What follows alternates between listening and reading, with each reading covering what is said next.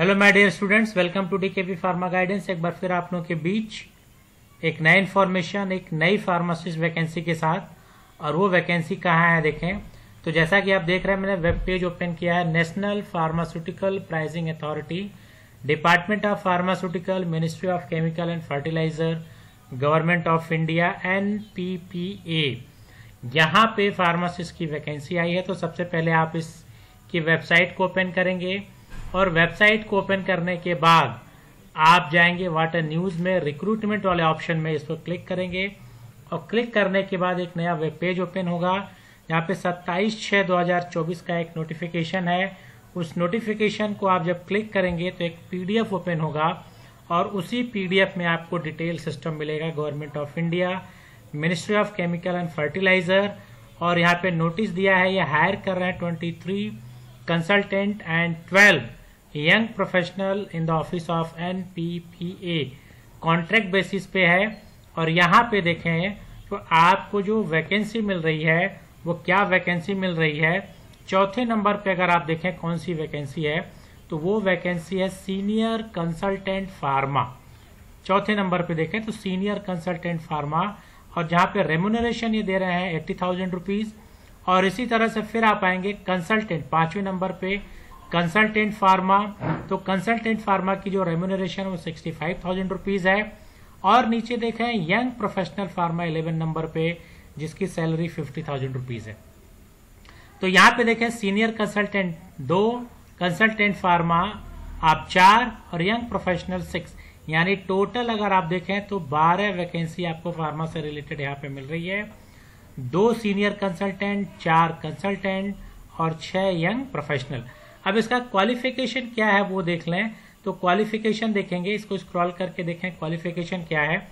तो यहाँ पे क्वालिफिकेशन देखने से पहले अगर देखें तो करना क्या है आपको। करने के लिए यहाँ पे इन्होंने जो नीचे यहाँ पे जो लाइन लिखा है कि जो भी इंटरेस्टेड कैंडिडेट हैं, यहाँ पे फॉर्मेट दिया है एप्लीकेशन का सबसे नीचे एनेक्सर के फॉर्म में।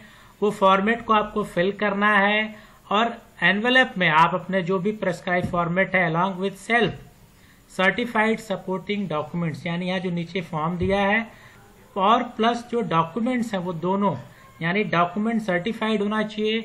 और जो डेट ऑफ नोटिफिकेशन है 26/6 जून का जो नोटिफिकेशन है उससे 21 दिन के अंदर, ठीक, आपका जो फॉर्म है वो इस एड्रेस पे पहुंच जाना चाहिए।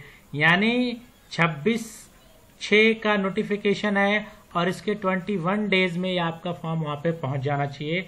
तो लास्ट डेट आप वहां से कैलकुलेट कर सकते हैं। अब देखें इसकी क्वालिफिकेशन क्या है।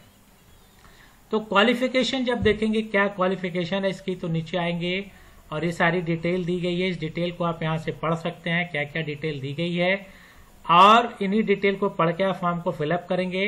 लेकिन अभी जो है वो हम देखें क्या इसेंशियल क्वालिफिकेशन है। तो यहाँ पे देखें इसेंशियल क्वालिफिकेशन अगर आप देखें तो कंसल्टेंट फार्मा, पहले सीनियर कंसल्टेंट फार्मा की जो एलिजिबिलिटी है वो एलिजिबिलिटी जो इसेंशियल क्वालिफिकेशन है वो है मास्टर डिग्री यानी M.Pharm। ठीक है, तो जिनको भी सीनियर कंसल्टेंट में अप्लाई करना है उनके लिए इसेंशियल है कि वो M.Pharm किए हों। साथ ही साथ 4 साल का एक्सपेक्ट के पास एक्सपीरियंस होना चाहिए, रेगुलेटरी अफेयर्स में हो या फार्मा प्राइसिंग में हो या प्रोडक्शन में हो, डाटा एनालिसिस में हो या ड्रग डिलीवरी सिस्टम में हो या रिसर्च में हो। तो 4 साल M.Pharm के बाद 4 इयर्स का एक्सपीरियंस होना चाहिए। साथ ही साथ MS ऑफिस की नॉलेज अच्छी होनी चाहिए, जिसमें MS ऑफिस और एक्सेल है, इसकी नॉलेज अच्छी होनी चाहिए। और एज की जो लिमिट दी गई है वो 40 इयर्स दी गई है। तो 40 साल की उम्र, M.Pharm के साथ 4 साल एक्सपीरियंस, ये है सीनियर कंसल्टेंट की रिक्वायरमेंट। अब कंसल्टेंट फार्मा जो है उसका देखा जाए इसेंशियल क्वालिफिकेशन क्या है। तो कंसल्टेंट फार्मा की जो रिक्वायरमेंट है वो है B.Pharm। यहाँ पे आपके पास B.Pharm की डिग्री होनी चाहिए और 2 ईयर का क्वालिफिकेशन। अगेन जैसे वहां पे क्वालिफिकेशन था वो यहाँ पे रेगुलेटरी अफेयर्स में हो, प्राइसिंग में हो, फार्मा प्रोडक्शन में हो, डाटा एनालिसिस में हो या ड्रग डिलीवरी में हो या फिर रिसर्च में हो। साथ ही साथ यहाँ पे भी MS ऑफिस और एक्सेल की आपके पास जानकारी होनी चाहिए। यानी कंसल्टेंट फार्मा के लिए भी जो अप्लाई करेंगे that is a B pharma. अब यंग के लिए क्या है वो देख लें, यंग के लिए क्या इन्फॉर्मेशन दी गई है, क्या एसेंशियल क्वालिफिकेशन उसको देखा जाए। तो इसको स्क्रॉल करके आएंगे, यंग कंसल्टेंट के लिए देखा जाए क्या है यहाँ पे क्वालिफिकेशन। तो यंग कंसल्टेंट फार्मा के लिए भी यहाँ पे देखें तो क्वालिफिकेशन दिया गया है, और वो क्वालिफिकेशन अगेन यहाँ पे बैचलर ऑफ फार्मेसी यानी बी फार्मा।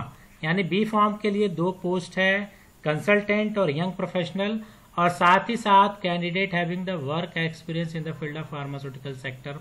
यहाँ पे जो एक्सपीरियंस है उस एक्सपीरियंस को फोकस नहीं किया गया है।